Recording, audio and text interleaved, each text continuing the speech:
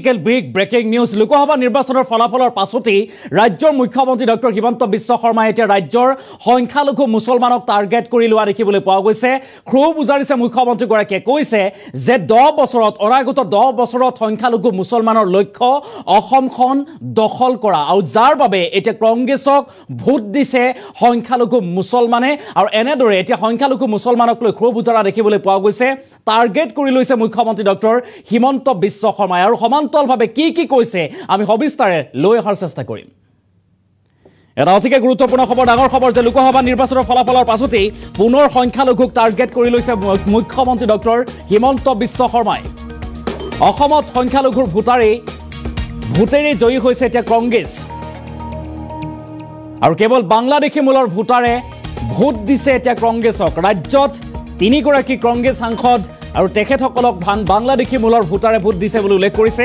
বাংলাদেশী মূলৰ 100 জন ভোটাৰৰ 99 জনেই ভোট দিছে কংগ্ৰেছক, আৰু যিকোনো মূল্যৰ বিনিময়ত অসম দখল কৰাটোৱে মূল উদ্দেশ্য হৈছে এতিয়া বাংলাদেশী মূলৰ সংখ্যালঘুৰ। আৰু সকলো চৰকাৰী সুবিধা পোৱাৰ পাছতো নৰেন্দ্ৰ মোদীক ভোট নিদিয়ে এইসকল ভোটাৰে। আৰু সংখ্যালঘু সমষ্টিত বিজেপিয়ে মাত্ৰ 3% ভোট পাইছে বুলি মন্তব্য মুখ্যমন্ত্ৰীগৰাকীৰ। আৰু কংগ্ৰেছৰ দিনত একো সুবিধা নোপোৱাৰ পাছতো কংগ্ৰেছীকে ভোট দিয়ে এইসকল লোকে। বিজেপিৰে সকলো সুবিধা লয় তথাপি কংগ্ৰেছক ভোট দিয়ে, আৰু পূৰ্বেও সংখ্যালঘুৱে কংগ্ৰেছক ভোট দি আহিছিল আৰু এইবাৰো দিছে বুলি মন্তব্য মুখ্যমন্ত্ৰীগৰাকীৰ। আৰু সংখ্যালঘুৱে কংগ্ৰেছক ভোটেৰে উপচাই পেলাইছে, আৰু অসমীয়াৰ হকে মাত মতাৰ পাছতো কোনো বিজেপি সাংসদ 10ৰ পৰা 12 লাখ ভোটত জয়ী হোৱা নাই বুলি উল্লেখ কৰিছে। কিন্তু কৰিমগঞ্জ সমষ্টিক বাদ দি সকলো সমষ্টিতে কেৱল সংখ্যালঘুৰ ভোট বুলি উল্লেখ কৰিছে। আৰু আগতে বাংলাদেশী মূলৰ সংখ্যালঘুৰ ঠিকা আজমলৰ লগত আছিল, কিন্তু এতিয়া ৰকিবুল হুছেইনৰ হাতলৈ আহিছে। এতিয়া ৰকিবুল হুছেইনৰ জৰিয়তে কংগ্ৰেছে পাইছে সেই ঠিকা। বাঘবৰ জনিয়াৰ লোকেও চৰকাৰৰ বিনামূলীয়া ঘৰ পাইছে, কিন্তু সকলোৱে কংগ্ৰেছকে ভোট দিছে বুলি উল্লেখ কৰিছে। এটা ডাঙৰ খবৰ, কিন্তু সেই সুবিধা লৈও ভোট কংগ্ৰেছকে দিছে এতিয়া সংখ্যালঘু মুছলমান লোকে। লোকসভা নিৰ্বাচনৰ পাছতেই এনেদৰে সৰব হৈছে মুখ্যমন্ত্ৰীগৰাকী। চৰকাৰী চাকৰিৰ পৰা ৰাস্তা বাট পথ সকলো সুবিধা লাভ কৰিছে সংখ্যালঘু লোকে। আৰু এইসকল বাংলাদেশী মূলৰ উদ্দেশ্য মোদীক আঁতৰাব লাগে আৰু অসমখন 10 বছৰৰ ভিতৰত দখল কৰিব লাগে, আৰু 10 বছৰৰ পাছত অসমত ৰাজত্ব কৰিব লাগে সংখ্যালঘু মুছলমানসকলে। আৰু তাৰ বাবে সেই উদ্দেশ্য লৈয়ে এনেদৰে এতিয়া কংগ্ৰেছক ভোট দিছে বুলি উল্লেখ কৰিছে মুখ্যমন্ত্ৰীগৰাকীয়ে। লোকসভা নিৰ্বাচনৰ ফলাফলৰ পাছতে পুনৰ সৰব হৈছে সংখ্যালঘুক লৈ এতিয়া মুখ্যমন্ত্ৰীগৰাকী। আৰু অসমত সংখ্যালঘুৰ ভোটাৰে জয়ী হৈছে কংগ্ৰেছে, আৰু কেৱল বাংলাদেশী মূলৰ ভোটাৰে ভোট দিছে এতিয়া কংগ্ৰেছক। 100 জনৰ 99 জনে ভোট দিছে এতিয়া কংগ্ৰেছক। বাংলাদেশী মূলৰ 100 জন সংখ্যালঘু মুছলমানৰ ভোটাৰে এতিয়া 99 জনেই ভোট দিছে কংগ্ৰেছক বুলি উল্লেখ কৰিছে। আৰু যিকোনো মূল্যৰ বিনিময়ত অসম দখল কৰাটোৱে মূল উদ্দেশ্য হৈ পৰিছে এতিয়া বাংলাদেশী মূলৰ সংখ্যালঘু লোকৰ। আৰু সকলো চাকৰি, সকলো সুবিধা, প্ৰধানমন্ত্ৰী আৱাস গৃহ, ফ্ৰী বিজুলী, ৰেচন কাৰ্ড সকলো লাভ কৰিছে বিজেপি চৰকাৰৰ পৰা। বিজেপি চৰকাৰৰ পৰা সকলো সুবিধা আদায় কৰি কংগ্ৰেছক ভোট দিছে এইসকল সংখ্যালঘু লোকে। এনেদৰে এতিয়া সৰব হৈছে মুখ্যমন্ত্ৰী ডক্টৰ হিমন্ত বিশ্ব শৰ্মাই। লোকসভা নিৰ্বাচনৰ ফলাফলৰ পাছতে এতিয়া পুনৰ টাৰ্গেট কৰি লৈছে সংখ্যালঘুক মুখ্যমন্ত্ৰী ডক্টৰ হিমন্ত বিশ্ব শৰ্মাই। আৰু অসমত সংখ্যালঘুৰ ভোটেৰে এতিয়া জয়ী হৈছে কংগ্ৰেছৰ 3 গৰাকী সাংসদ সংখ্যালঘুৰ ভোটাৰে বাংলাদেশী মূলৰ সংখ্যালঘু ভোটাৰে জয়ী হৈছে বুলি উল্লেখ কৰিছে মুখ্যমন্ত্ৰীগৰাকীয়ে। আৰু বিজেপি চৰকাৰে যিবোৰ সুবিধা দিছে সকলো সুবিধা বিজেপিয়ে দিছে সংখ্যালঘু লোকসকলক, আৰু সকলো সুবিধা আদায় কৰিছে, কিন্তু তাৰ পৰা কংগ্ৰেছকে ভোট দিছে। বিজেপিৰ পৰা সকলো সুবিধা লৈ এইসকল সংখ্যালঘু মুছলমান লোকে বিজেপিক ভোট দিয়াৰ বিপৰীতে কংগ্ৰেছক ভোট দিছে বুলি এতিয়া উল্লেখ কৰিছে মুখ্যমন্ত্ৰীগৰাকী। আৰু সংখ্যালঘু সমষ্টিত বিজেপিয়ে মাত্ৰ এইবাৰ লোকসভা নিৰ্বাচনত 3% ভোট পাইছে বুলি উল্লেখ কৰিছে। আৰু কংগ্ৰেছৰ দিনত একো সুবিধা নোপোৱাৰ পাছতো কংগ্ৰেছীকে ভোট দিয়ে এইসকল লোকে। আৰু এনেদৰে সংখ্যালঘু মুছলমানৰ বিৰুদ্ধে সৰব হোৱা দেখিবলৈ পোৱা গৈছে ৰাজ্যৰ মুখ্যমন্ত্ৰী ডক্টৰ হিমন্ত বিশ্ব শৰ্মাক। মুখ্যমন্ত্ৰীগৰাকীৰ মন্তব্য আছে, আমি মন্তব্য আগবঢ়োৱাৰ চেষ্টা কৰিম। যদি অসমত সাম্প্ৰদায়িকতা কৰে, এটাই জনগোষ্ঠীয়ে কৰে, এটা ধৰ্মৰ লোকে কৰে, আন কোনো ধৰ্মৰ লোকে সাম্প্ৰদায়িকতাবাদ নকৰে। এইবাৰৰ নিৰ্বাচনত সেই কথা প্ৰমাণ হ'ল। সৰ্বানন্দ সোণোৱাল ডাঙৰীয়াৰ বিপক্ষে কোনোবাই প্ৰতিদ্বন্দ্বিতা কৰিছে, বিজুলী কলিতা মেধিৰ বিৰুদ্ধে কোনোবাই প্ৰতিদ্বন্দ্বিতা কৰিছে, কোনোবাই দিলীপ শইকীয়াৰ বিৰুদ্ধে প্ৰতিদ্বন্দ্বিতা কৰিছে। অসমৰ সংখ্যাগুৰু ৰাইজে যোগ্যতা, আশা আকাংক্ষা আৰু অভাৱ অভিযোগৰ ভিতৰত ভিত্তি কৰি আমাকো ভোট দিছে, আমাৰ বিপক্ষে থকা দলটোকো ভোট দিছে।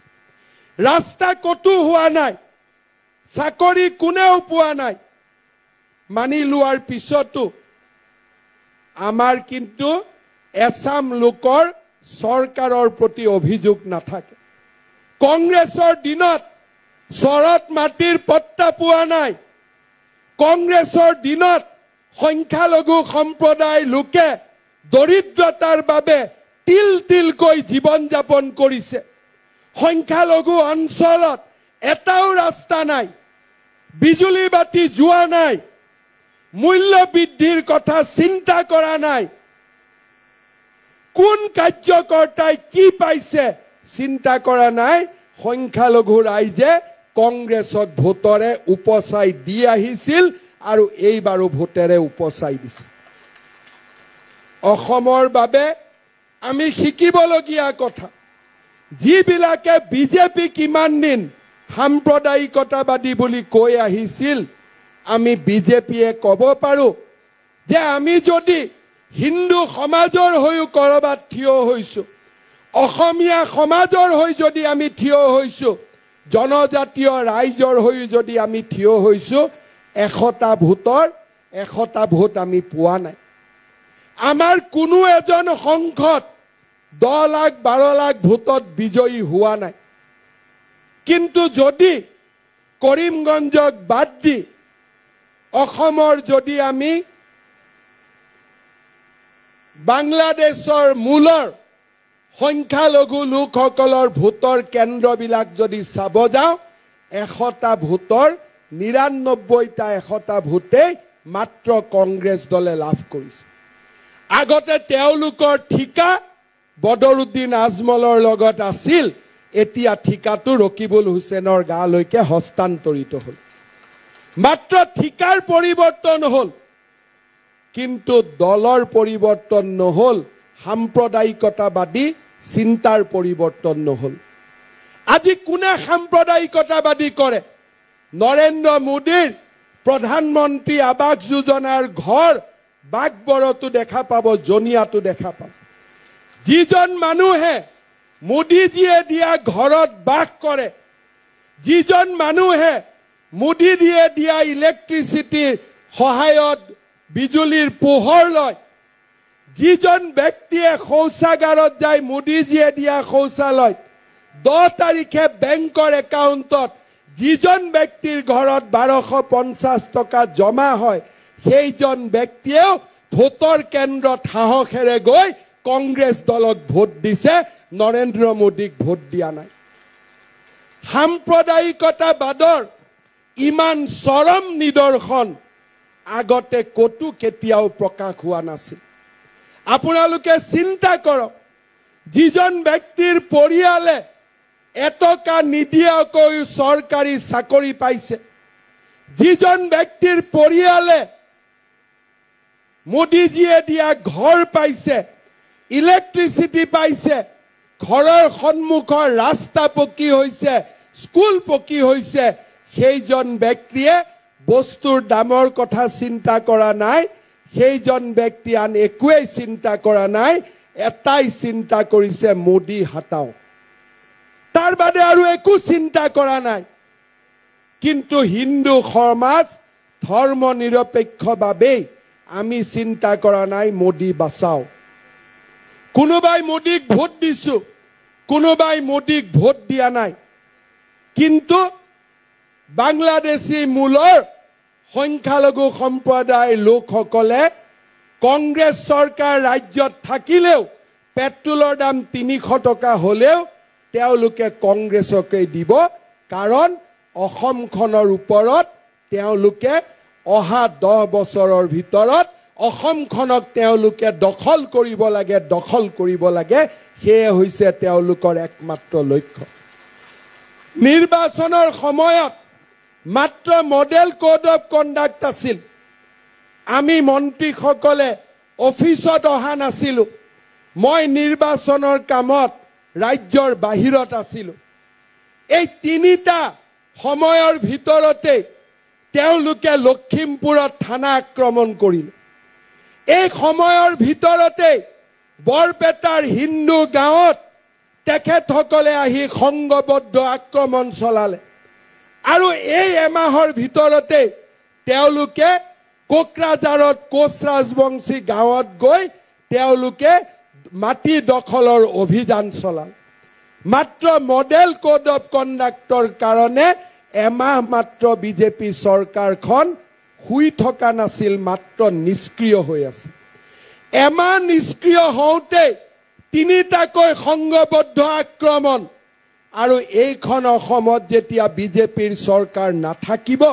দিনে নিশাই এনেকুৱা কিমান আক্ৰমণ চলিব তাক মাত্ৰ আমি কল্পনা কৰাৰ প্ৰয়োজন শ্ৰদ্ধাৰ ৰাইজ ভাৰতীয় জনতা পাৰ্টিৰ চৰকাৰখনে বিভিন্ন অসুবিধাৰ মাজতো সমষ্টিৰ পুনৰ নিৰ্ধাৰণৰ জৰিয়তে এইবাৰৰ নিৰ্বাচনত আমি প্ৰমাণ কৰিলো যে খিলঞ্জীয়াৰ স্বাৰ্থ সুৰক্ষা কৰিব পৰা অসমত যদি এটাই দল আছে সি হৈছে ভাৰতীয় জনতা পাৰ্টি প্ৰথমবাৰৰ বাবে বহু দিনৰ পিছত বটদ্ৰৱা সমষ্টিত আজি কংগ্ৰেছ দলৰ পৰিৱৰ্তে ভাৰতীয় জনতা পাৰ্টিয়ে আজি লিড ল'বলৈ সক্ষম হ'ল বৰপেটা সমষ্টিত বহু দিনৰ পিছত অসম গণ পৰিষদে বিশাল লিড ল'বলৈ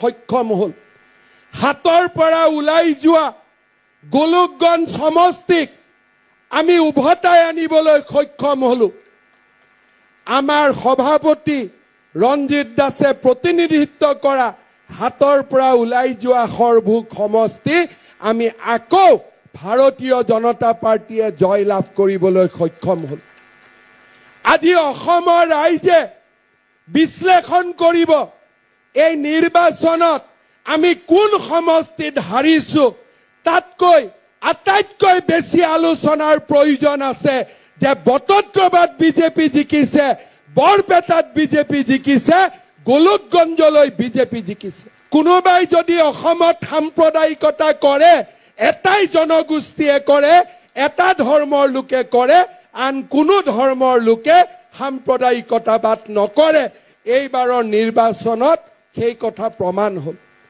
সৰ্বানন্দ সোণোৱাল ডাঙৰীয়াৰ বিপক্ষে কোনোবাই প্ৰতিদ্বন্দ্বিতা কৰিছে বিজুলী কলিতা মেধিৰ বিৰুদ্ধে কোনোবাই প্ৰতিদ্বন্দ্বিতা কৰিছে কোনোবাই দিলীপ শইকীয়াৰ বিৰুদ্ধে প্ৰতিদ্বন্দ্বিতা কৰিছে অসমৰ সংখ্যাগুৰু ৰাইজে যোগ্যতা আশা আকাংক্ষা আৰু অভাৱ অভিযোগৰ ভিতৰত ভিত্তি কৰি আমাকো ভোট দিছে আমাৰ বিপক্ষে থকা দলটোকো ভোট দিছে ৰাস্তা কতো হোৱা নাই চাকৰি কোনেও পোৱা নাই মানি লোৱাৰ পিছতো আমাৰ কিন্তু এছাম লোকৰ চৰকাৰৰ প্ৰতি অভিযোগ নাথাকে কংগ্ৰেছৰ দিনত চৰত মাটিৰ পট্টা পোৱা নাই কংগ্ৰেছৰ দিনত সংখ্যালঘু সম্প্ৰদায় লোকে দৰিদ্ৰতাৰ বাবে তিল তিলকৈ জীৱন যাপন কৰিছে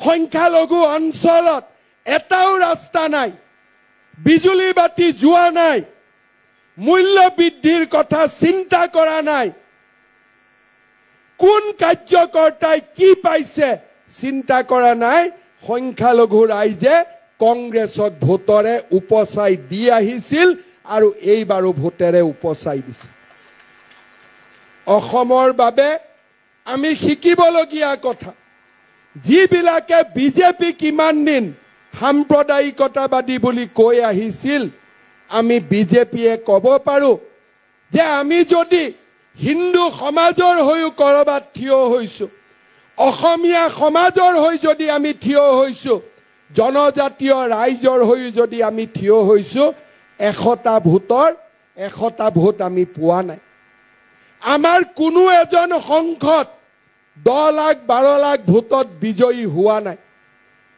কিন্তু যদি কৰিমগঞ্জক বাদ দি অসমৰ যদি আমি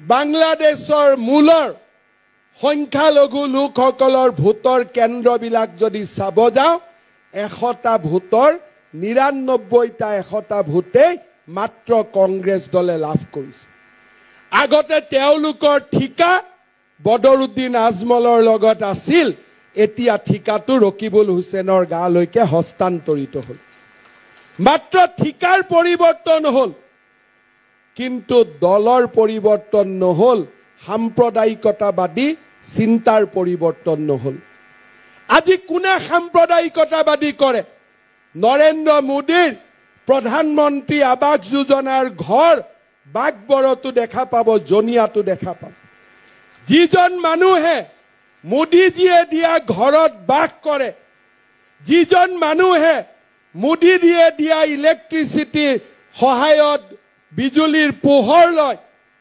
যিজন ব্যক্তিয়ে শৌচাগাৰত যায় মোদীজীয়ে দিয়া শৌচালয় 10 তাৰিখে বেংকৰ একাউণ্টত যিজন ব্যক্তিৰ ঘৰত 1250 টকা জমা হয় সেইজন ব্যক্তিয়েও ভোটৰ কেন্দ্ৰত সাহসেৰে গৈ কংগ্ৰেছ দলক ভোট দিছে নৰেন্দ্ৰ মোদীক ভোট দিয়া নাই সাম্প্ৰদায়িকতাবাদৰ ইমান চৰম নিদৰ্শন আগতে কতো কেতিয়াও প্ৰকাশ হোৱা নাছিল আপোনালোকে চিন্তা কৰক যিজন ব্যক্তিৰ পৰিয়ালে এটকা নিদিয়াকৈ চৰকাৰী চাকৰি পাইছে যিজন ব্যক্তিৰ পৰিয়ালে মোদীজীয়ে দিয়া ঘৰ পাইছে ইলেক্ট্ৰিচিটি পাইছে ঘৰৰ সন্মুখৰ ৰাস্তা পকী হৈছে স্কুল পকী হৈছে সেইজন ব্যক্তিয়ে বস্তুৰ দামৰ কথা চিন্তা কৰা নাই সেইজন ব্যক্তি আন একোৱেই চিন্তা কৰা নাই এটাই চিন্তা কৰিছে মোদী হাটাও তাৰ বাদে আৰু একো চিন্তা কৰা নাই কিন্তু হিন্দু সমাজ ধৰ্ম নিৰপেক্ষভাৱে আমি চিন্তা কৰা নাই মোদী বাঁচাও কোনোবাই মোদীক ভোট দিছো কোনোবাই মোদীক ভোট দিয়া নাই কিন্তু বাংলাদেশী মূলৰ সংখ্যালঘু সম্প্ৰদায়ৰ লোকসকলে কংগ্ৰেছ চৰকাৰ ৰাজ্যত থাকিলেও পেট্ৰলৰ দাম 300 টকা হলেও তেওঁলোকে কংগ্ৰেছকে দিব কাৰণ অসমখনৰ ওপৰত তেওঁলোকে অহা 10 বছৰৰ ভিতৰত অসমখনক তেওঁলোকে দখল কৰিব লাগে সেয়ে হৈছে তেওঁলোকৰ একমাত্ৰ লক্ষ্য নিৰ্বাচনৰ সময়ত মাত্ৰ মডেল কোড অফ কণ্ডাক্ট আছিল আমি মন্ত্ৰীসকলে অফিচত অহা নাছিলো